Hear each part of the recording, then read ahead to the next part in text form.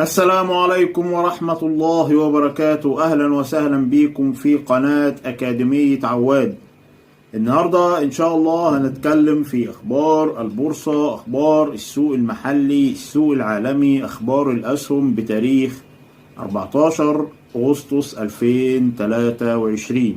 هنبتدي بأخبار البورصة المصرية ونشوف المؤشر النهاردة قفل على 17,900 نقطة بارتفاع 2%. قيمة التداول كانت 3,230,000,000.